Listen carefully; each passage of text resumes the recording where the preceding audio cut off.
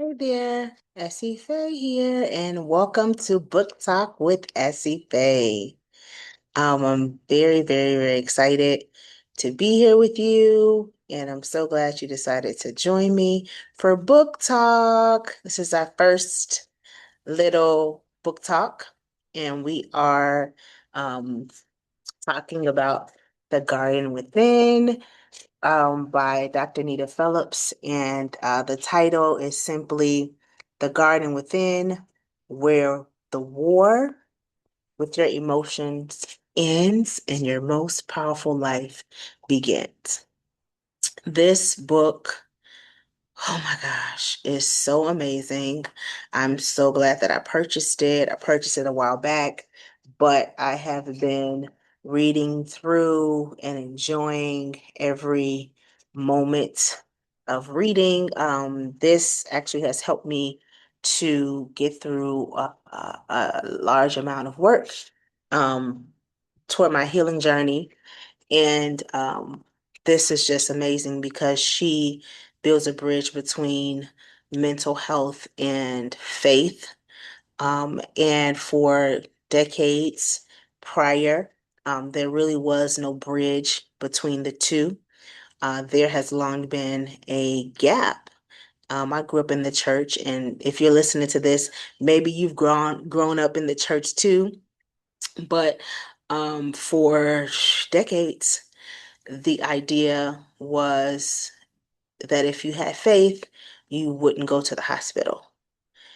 Um, you really, had to pick. Either you had faith and you didn't go to the hospital, you didn't take medication, or you abandoned your faith and you went to the hospital. But when we began to learn better, we did better. And we began, recent years to understand that God has created the doctors. He's given them the ability to heal us and to also give us prescriptions to diagnose us. There's so much good work that has been done in faith communities in helping believers to understand that we partner with God in our healing, meaning that, once you go to the doctor, of course, you can pray, you can fast, you can seek God for healing, and you can go to the doctor and have tests run to find out what exactly is wrong. You can take medication to work with your faith and receive your healing. But before that just was not the case. It was not the case at all. And matter of fact, a lot of people in the past were ridiculed by other people or I want to say believers in the faith community or in their faith communities because they did indeed go to the doctors to figure out what was going on with them. And so it was a lot of nonsense that was done because of ignorance. And so today, I thank God that we understand that doctors are a part of God's plan or healing plan for humanity, because that skill, that ability, that knowledge, that wisdom comes from God. He is the healer, the one and only, right? Healing comes from God. And so, of course, we become healers because we are made in the image and the likeness of God, but He is the ultimate healer. Healing comes from Him. And so, I love this book because it merges the two worlds that have often been pit against each other, right? We've had to choose one or the other, but today we can have both of them. We can have Jesus and therapy, and that's relatively new, especially in faith communities, because therapy was thought of as something that, particularly in the Black community, was looked down upon. If you got therapy, there was a stigma that came with it. But Dr. Nita Phillips is talking about the fact that we need both. We need God and we need Jesus and therapy. We need spiritual disciplines and we need psychological tools and medical tools that will help us to be healed and receive our healing. And so I love this book because she talks about um, ending the war with your emotions. And this is so important because in a lot of faith communities, I'm speaking from my experience. I can't speak for all faith communities, but in several faith communities that I was a part of, it was thought of uh if you were emotional, if you expressed your emotions, particularly anger, you were was thought of something that was bad, or emotions were thought of as bad, or some emotions were thought of as sinful. But she talks about emotions being a part of the human experience. And in a lot of ways, in faith communities, we reject the human experience as something that is bad or something that is to be avoided at all costs. However, we are human, right? Jesus was human and we are human. The mystery is that we are both human and divine. So the Spirit of God lives inside of us. That's the divinity. And then we are human. That's humanity. And so we have to acknowledge our emotions. A lot of times we have been discouraged to feel emotions. But she talks about, you know, starting to embrace emotions as opposed to fighting your emotions.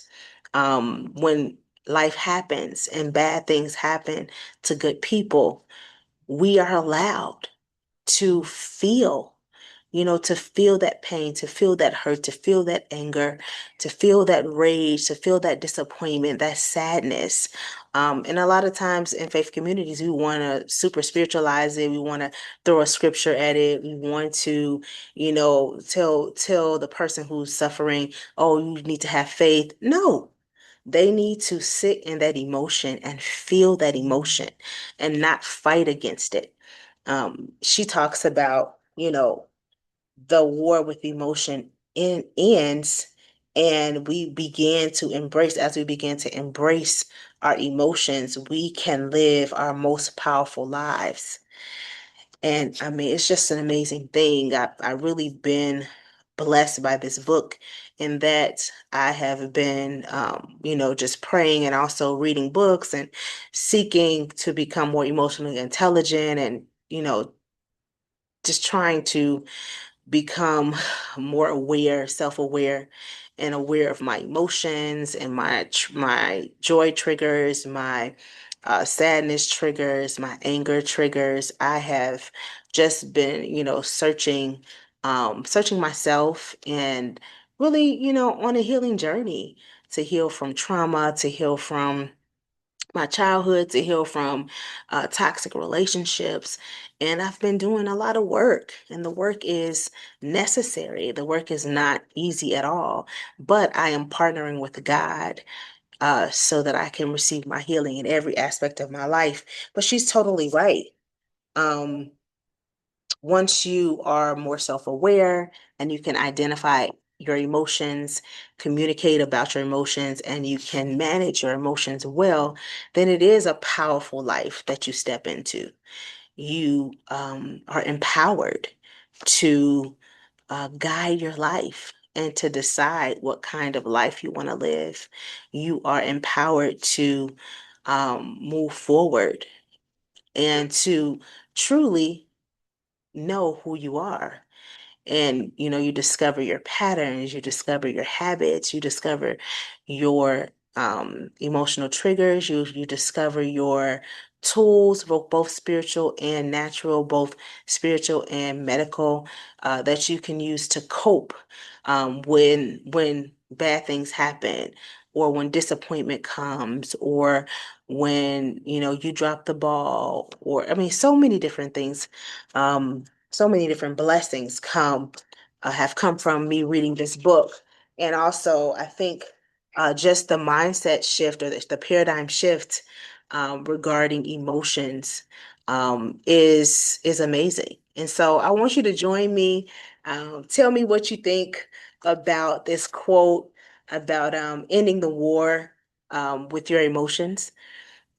What do you think about it as a person of faith? Um, did you have the experience that I had?